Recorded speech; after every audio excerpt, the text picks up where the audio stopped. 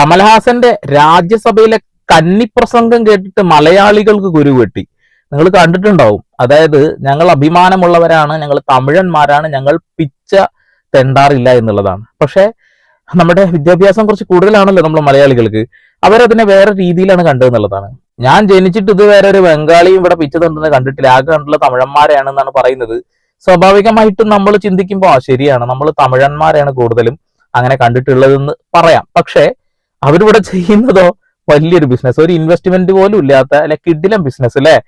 അവരവരുടെ നാട്ടിൽ വാങ്ങിക്കൂട്ടിയ ഭൂമിയുടെ കണക്ക് കേട്ടാൽ നമ്മൾ ആയുഷ്കാലം മുഴുവൻ പണിയെടുത്താൽ പോലും വാങ്ങാൻ കഴിയില്ല. അമ്മാതിരി പൈസ ഉണ്ടാക്കിയിട്ടുണ്ട്.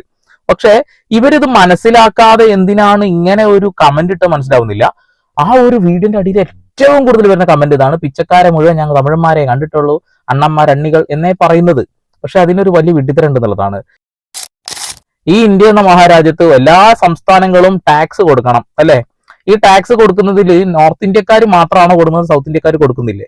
സൗത്ത് ഇന്ത്യക്കാർ കൊടുക്കുന്ന ഈ ഒരു ടാക്സ് ഇനത്തിൽ കൊണ്ടുപോകുന്ന ഹ്യൂജ് എമൗണ്ട് നമ്മൾ വികസന പ്രവർത്തനങ്ങൾക്കായിട്ട് ചോദിക്കുമ്പോൾ അല്ലെങ്കിൽ ബഡ്ജറ്റ് അവതരിപ്പിക്കുമ്പോൾ ആമമുട്ടയും പൂച്ചമുട്ടയൊക്കെ അല്ലേ നമുക്ക് തന്നുകൊണ്ടിരിക്കുന്നത്. തീർച്ചയായും ആത്മാഭിമാനമുള്ള ആളുകൾ അത് ചോദ്യം ചെയ്യും. കമൽഹാസൻ ചോദിച്ച ചോദ്യങ്ങൾ അതാണ്. എല്ലാ സംസ്ഥാനങ്ങൾക്കും അവകാശമുണ്ട്. ഞാൻ വേണമെങ്കിൽ മനസ്സിലാവാത്തവർക്ക് പറഞ്ഞുതരാം. കേന്ദ്ര സർക്കാർ സംസ്ഥാനങ്ങൾക്ക് നൽകേണ്ട ഫണ്ടുകളെ കുറിച്ചാണ് അദ്ദേഹം സംസാരിച്ചത്. തമിഴ്നാട് ഉൾപ്പെടെയുള്ള ദക്ഷിണേന്ത്യൻ സംസ്ഥാനങ്ങൾ കേന്ദ്രത്തിന് വലിയ തോതിൽ നികുതി നൽകുന്നുണ്ടെന്നും എന്നാൽ തിരികെ ലഭിക്കേണ്ട വിഹിതം ചോദിക്കുമ്പോൾ അത് യാചിക്കുന്നത് പോലെ ആകരുത് എന്നുമാണ് അദ്ദേഹം അർത്ഥമാക്കിയത്. സംസ്ഥാനങ്ങൾ കേന്ദ്രത്തോട് പണം ചോദിക്കുന്നത് പിച്ചക്കാരെ പോലെ ആകരുത്, മറിച്ച് അത് നമ്മുടെ ഭരണഘടനാപരമായ അവകാശമാണ്. അത് ചോദിച്ചു വാങ്ങാൻ ഞങ്ങൾക്ക് മടിയുണ്ടാകില്ല എന്നാണ് അദ്ദേഹം തന്റെ ശൈലിയിൽ പറഞ്ഞത്.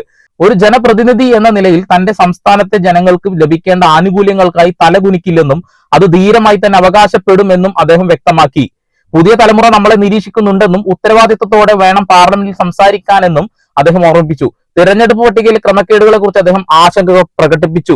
എവിടെ ഈ കാര്യത്തെയാണ് നിങ്ങൾ വേറെ രീതിയിലേക്കാക്കി എന്നുള്ളതാണ്. എന്നാ നിങ്ങൾക്ക് ഇപ്പൊ മനസ്സിലായി ഉണ്ടാവുമല്ലോ അല്ലെ. ഇനി ഒന്ന് കേട്ടു നോക്കേ. പ്രിയ സഹോദരി ഭവതി ഭിക്ഷാന്തേഹി, சரி கேட்கும் உங்களுக்கு. பிரிய சகோதரி பவதி பிக்ஷாந்தேகி என்று தெலுங்கில் இசைவாடி வந்த அந்த மாமனிதர் இசைமேதை தியாகராஜன். அவர் பிக்ஷா பாத்திரத்திலிருந்து எடுத்த சில்லறைகள் நவீன காலத்திற்கு உதவாது என்று தெரிந்தவர்கள் நீங்கள். நீங்கள் வெள்ளைக்கார கல்வி கற்றது கண்டிப்பாய் கற்பூர புத்திதான். அது காற்றோடு போய் பல ஆண்டுகளாகிவிட்டன. அதன் பிறகு உங்கள் பிச்சை பாத்திரம் உருமாற்றப்பட்டது. பிச்சை குவளை பெரும் உண்டியலானது. அந்த உண்டியலை உடைத்து நிதி திரட்ட உதவுவோர் இன்று தமிழரை பார்த்து என்ன சொல்லுகிறீர்கள்? தமிழ் பிச்சை எடுக்க கூட உதவாதா? ஓரளவு உண்மைதான். ஒரு தெற்கத்திய அறிவுரை தங்காய், தமக்கென உங்கள் நிதியை திரட்ட ஆங்கிலத்தில் இந்தியில் பிச்சை எடுக்கலாமே. தமிழ் பிச்சை எடுக்க உதவாது, திருடவும் உதவாது. தமிழன் பிச்சை எடுக்க மாட்டான், அதுவும் உங்கள் பிச்சையை ஏற்கவே மாட்டான். പിച്ച ചോദിക്കുന്നത് പോലെ ചോദിച്ചു വാങ്ങാനുള്ളതല്ല നമ്മൾ കൊടുക്കുന്ന നികുതി പണം. ഓരോ സംസ്ഥാനത്തിന് അവകാശങ്ങളുണ്ട് എന്നാണ് പറയുന്നത്. ഇപ്പൊ കേട്ടാൽ മനസ്സിലായി. തൊട്ടപ്പുറത്ത് റഹീം ഇരുന്ന് ചിരിക്കുന്നത് കേട്ടപ്പോ എന്തറിഞ്ഞിട്ട് അവൻ ചിരിക്കുന്നെന്ന് പറയുന്ന ആളുകൾക്ക് അത് അറിഞ്ഞിട്ട് തന്നെയാണ് ചിരിക്കുന്നത് എന്നുള്ളതാണ്. ഇങ്ങനെ സംസാരിക്കുന്ന ആളുകളെയൊക്കെ ഇങ്ങനെ ചവിട്ടി താഴ്ത്തരുത് എന്റെ പൊന്നുമക്കളെ. അതാദ്യം മനസ്സിലാക്കുക. ആരും എഴുതി കൊടുത്ത് തന്നെയാണ് വായിച്ചിട്ടുള്ളത്, ഒരു തർക്ക കാര്യത്തിലുണ്ട്. പക്ഷേ വായിക്കുന്നത് കൃത്യമായ കാര്യങ്ങളാണ്. പിച്ചക്കാരാണ് തമിഴന്മാരെന്ന രീതിയിലേക്ക് മാറ്റി പറയുമ്പോൾ നിങ്ങൾ ഒന്ന് ആലോചിക്കുക. നമുക്ക് കിട്ടേണ്ടതായിട്ട് ഒന്നും കിട്ടുന്നില്ല. നമുക്ക് കിട്ടേണ്ടതായ ഫണ്ട് പോലും തടയപ്പെടുമ്പോൾ അത് ചോദ്യം ചെയ്യുന്ന ആളുകളെ ഇങ്ങനെ പരിഹസിക്കരുത്. ബാക്കിയും കൂടി ഇപ്പൊ മനസ്സിലായിട്ടുണ്ടെങ്കിൽ ഒന്ന് കേട്ടോക്കി. ஓட்டையும் நாட்டையும் இந்த கமலஹாசன் விற்கவே மாட்டான். உங்கள் சாபங்களில் எங்களுக்கு நம்பிக்கை இல்லை. உங்களுக்கு இருக்கக்கூடும் என்ற நம்பிக்கையில் நீங்கள் உணர என் திட்டத்தை சாபமாய் போடுகிறேன். கருணையுடன் நீங்களே ஏற்பீர். உங்கள் இஷ்ட தெய்வங்களை வேண்டிக் கொள்ளுங்கள். பகுத்தறிந்த தமிழ்ச்சித்தன் கூற்று இது. வினை உம்மை சுடுக என்றும் எங்கள் நாடு நீடூழி வாழும். வினை உம்மை சுடுக, ஓட்டப்பம்பும் வீட்டை சுடுக. வந்தீர் வென்றீர் செல்வீர். இது உலக நியதி, அரசியல் நியதியும் கூட. வீழ்க வளமுடன், தமிழ் என்றும் வாழும் நலமுடன். வணக்கம் அவை வந்தடைந்த தலைவர் கூட்டத்திற்கு. சென்றும் வருவேன். നാളെ യമതേ. ഉങ്ങൾ കമൽഹാസൻ. ജയ് ഹിന്ദ്. ജയ് ഹിന്ദ്. അതൊക്കെ പറയണമെന്നുണ്ടെങ്കിലേ കുറച്ച് തന്റെ ഇടം വേണമെന്നുള്ളതാണ്. അതില്ലാത്ത ആളുകളാണ് കളിയാക്കുന്നത്. മലയാളികളുടെ മൊത്തം പ്രശ്നമായിട്ട് ഞാൻ അതിന് കാണുന്നില്ല. കാരണം കമന്റ് ബോക്സിൽ കുറച്ച് ആളുകൾ വന്ന് ഡയലോഗ് അടിക്കുന്നതാണ് ഞാൻ കണ്ടത്. പിച്ചക്കാരാണ് മുഴുവൻ തമിഴന്മാര്, അവരെ മാത്രമേ നമ്മൾ പിച്ച തിണ്ടെന്ന് കണ്ടിട്ടുള്ളൂ, ഇങ്ങനെയൊക്കെയാണ് പറയുന്നത്. എടോ, നമ്മളും പിച്ചയാണോ ചോദിക്കേണ്ടത് കേന്ദ്രത്തോട്? ആണോ?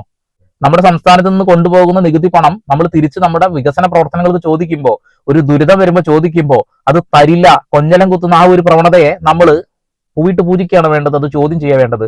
അദ്ദേഹം ആരെ എഴുതി കൊടുത്തത് വായിച്ചോ എന്തോ ആവട്ടെ, പക്ഷെ ചോദിച്ച ചോദ്യങ്ങൾ കറക്റ്റ് ആണെന്നുള്ളതാണ്. ബ്രിട്ടീഷുകാർ ഒരു കാലത്ത് നമ്മുടെ കയ്യിൽ നിന്നും ചുങ്കം പിരിച്ചിരുന്നു, അല്ലെ? ആ ഫണ്ടൊന്നും നമുക്ക് തിരിച്ചു കിട്ടില്ല. അതാണോ ഈ നരേന്ദ്രമോദി സർക്കാർ ചെയ്യേണ്ടത് എന്നാണ് ചോദിക്കുന്നത്. അത് മനസ്സിലാക്കാനുള്ള ബോധമില്ലാതെ ജാതി മത വർണ്ണ വർഗ രാഷ്ട്രീയ വിവേചനം ഒന്നും കാണിച്ചിട്ടില്ല ഈ കമന്റിൽ. എല്ലാവരും ഒരേപോലെ, ഹിന്ദു ഉണ്ട്, മുസൽമാനുണ്ട്, ക്രിസ്ത്യൻ ഉണ്ട്, എല്ലാവരും ഉണ്ട്, എല്ലാ ജാതി സംഘടനകൾ എല്ലാവരും ഉണ്ട്. എല്ലാവരും വന്നിട്ട് തമിഴന്മാര് പിച്ചക്കാരാണ്, ഞാൻ കണ്ടത് മൊത്തം പിച്ചക്കാരായിട്ടാണെന്ന് പറയുന്ന ഊളത്തര അവസാനിപ്പിക്കുക.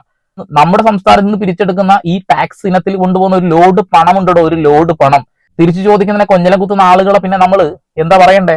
ഞങ്ങൾക്ക് പിച്ചയല്ല വേണ്ടത്, ഞങ്ങളുടെ അവകാശങ്ങളാണെന്ന്. അത് ജനാധിപത്യ രാജ്യമാണ്, ഒരു ഭരണകൂടം ഉണ്ട് ഇവിടെ. ആ ഭരണകൂടം നമ്മളെ നോക്കി കൊഞ്ഞലം കുത്തുമ്പോ നമ്മുടെ പണം കൊണ്ടാണ് അവർ കൊഞ്ഞലം കുത്തുന്നുള്ള ബോധം, അത് ചൂണ്ടിക്കാണിക്കാനുള്ള ആർജവം കാണിക്കുന്ന ആളുകളെ ഇങ്ങനെ പരിഹസിക്കരുത് എന്റെ പൊന്നു മക്കളെ. വിവരമില്ലായ്മ ഒരു തെറ്റായിട്ട് ഞാൻ കാണുന്നില്ല, പക്ഷെ എന്ത് കാര്യം കേൾക്കുമ്പോൾ എടുത്ത് ചാടരുത്. എന്താണ് സംഭവിക്കുന്നത്, എന്താണ് സംഭവിച്ചത് എന്ന് ഒന്ന് മനസ്സിലാക്കുകയും ചെയ്യുക. ജൻസെഡിനെ കുറിച്ചിട്ട് അദ്ദേഹം പറഞ്ഞു, ഞങ്ങളെ വീക്ഷിക്കുന്ന ഒരു കൂട്ടം പുതിയ തലമുറയുണ്ട്, അവര് ഞങ്ങളോട് ചോദ്യം ചെയ്യില്ലേ, നമ്മളിത് ചോദിച്ചില്ലെങ്കിൽ എന്നാണ് പറയുന്നത്. അത് മനസ്സിലാക്കിയാൽ കൊള്ളാം. നമുക്കിവിടെ ജീവിക്കണം, നമ്മൾ കൊടുക്കുന്ന പണം തന്നെയാണ് നമ്മൾ തിരിച്ചും ചോദിക്കുന്നത്. അതിന്റെ പകുതിയെങ്കിലും കിട്ടിയാൽ ഒരുപാട് പ്രശ്നങ്ങൾക്കൊരു തീരുമാനമാവും എന്നുള്ളതാണ്. ശരിയാണ്, എല്ലാ സംസ്ഥാനങ്ങളും വലിയ രീതിയിലുള്ള ചുങ്കപ്പിരിവ് നമ്മുടെ കയ്യിൽ നിന്നും പല രീതിയിൽ വാങ്ങുന്നുണ്ട്. കെട്ടിട നിർമ്മാണത്തിന്റെ പേരിലും വാഹനങ്ങളുടെ റീടെസ്റ്റിന്റെ പേരിലൊക്കെ ആയിട്ട് പല രീതിയിലും വാങ്ങുന്നുണ്ട്. ബ്രിട്ടീഷുകാർ പിരിച്ചതിനേക്കാൾ കൂടുതൽ വാങ്ങുന്നുണ്ട്, ഇല്ല എന്ന് ഞാൻ പറയുന്നില്ല. എന്നാലും നമുക്ക് കിട്ടേണ്ട അവകാശങ്ങൾ ചോദിക്കുന്ന ആളുകളെ കൊഞ്ഞലം കുത്താതിരിക്കുക. വീണ്ടും വരെ പുതിയ വാർത്താവിശേഷങ്ങളുമായി ഇവിടെ പോൾ സൈനിങ് ഓഫ്.